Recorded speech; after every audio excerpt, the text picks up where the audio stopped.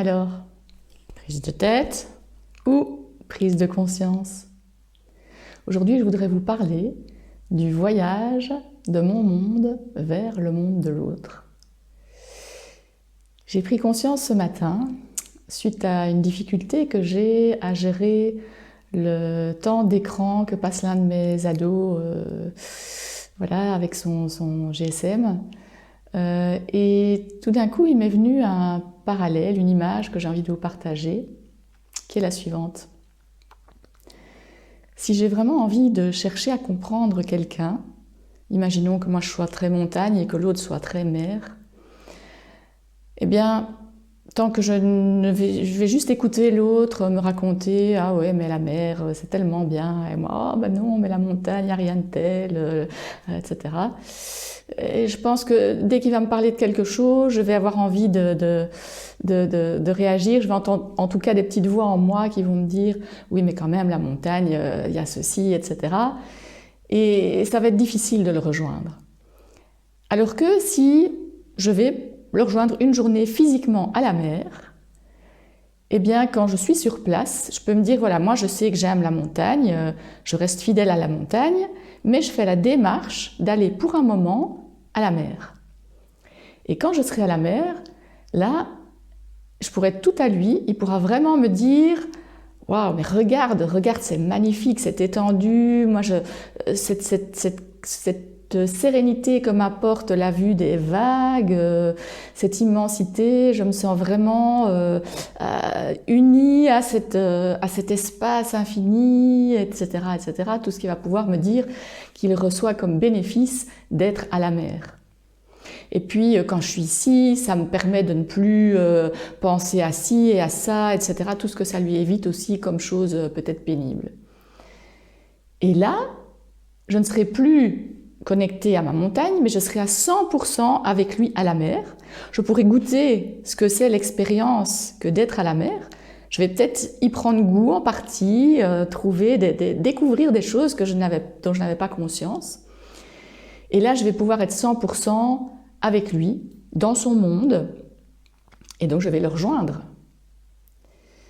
Et puis je vais revenir à la montagne et je vais me dire, voilà, ah bah oui, la montagne, j'adore et tout ça, mais finalement, la mer, ça a aussi des avantages et peut-être j'aurai goût à retourner à la mer. Et finalement, je me dis, quand on veut renouer ou nourrir la connexion avec quelqu'un, je pense par exemple à mon ado, eh bien, si je veux vraiment aller le rejoindre, j'ai à me dire, à faire toute cette démarche, en tout cas je pense que ça peut vraiment m'aider de le faire, de me dire ok, pour un instant je quitte mon rôle ici, mon monde, où je me dis trop de jeux vidéo c'est pas bon, etc. Et ça va ci et ça va ça comme conséquence, et pour ses yeux, et pour sa sociabilité, etc. etc.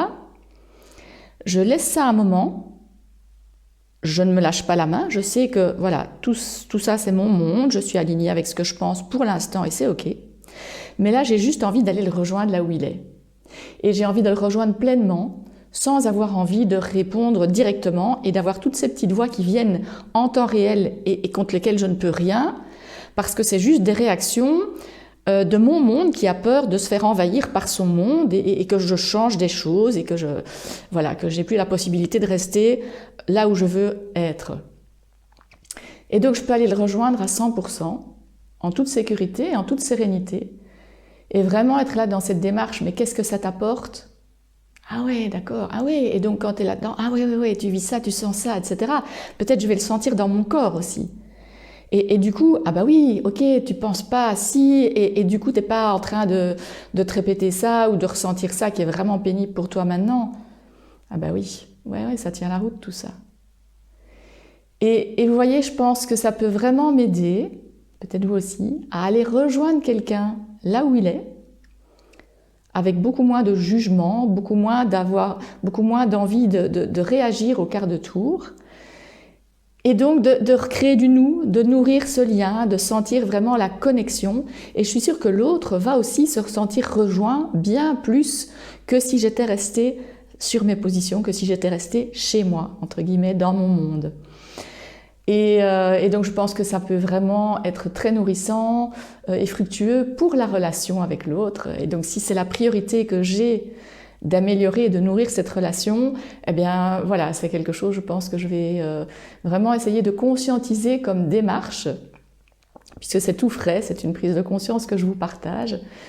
Et je me dis aussi que ça peut, à force de répétition, peut-être susciter chez l'autre l'envie de faire de même. Et en tout cas, quand je suis restée suffisamment longtemps dans son monde, je peux lui dire, tiens, ben, tu sais, c'est marrant, moi, de mon point de vue, je vois les choses tellement différemment, est-ce que tu auras envie de savoir comment moi je vois les choses?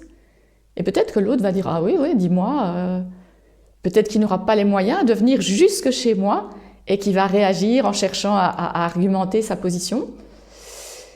Ou peut-être qu'il voudra juste pas être intéressé par ce que moi je vis et ma façon de voir les choses. Et là, ça sera à moi d'accepter que pour l'instant, il n'a peut-être pas les moyens de faire cette démarche. Mais si moi je continue encore et encore à aller le rencontrer là où il est, dans son monde, et puis à revenir chez moi, je pense vraiment que ça peut augmenter les chances qu'il puisse avoir envie aussi de me rejoindre et qu'on puisse vraiment se retrouver de plus en plus souvent et solidifier, consolider la relation et la connexion qui nous unit. En tout cas, c'est ce que je souhaite, c'est ce que je compte expérimenter. Et si vous expérimentez ça de votre côté, que ça vous est utile, que vous découvrez des choses, je serai contente de lire vos éventuels commentaires. Voilà, je vous souhaite une belle journée, pleine de belles prises de conscience et je vous dis à tout bientôt.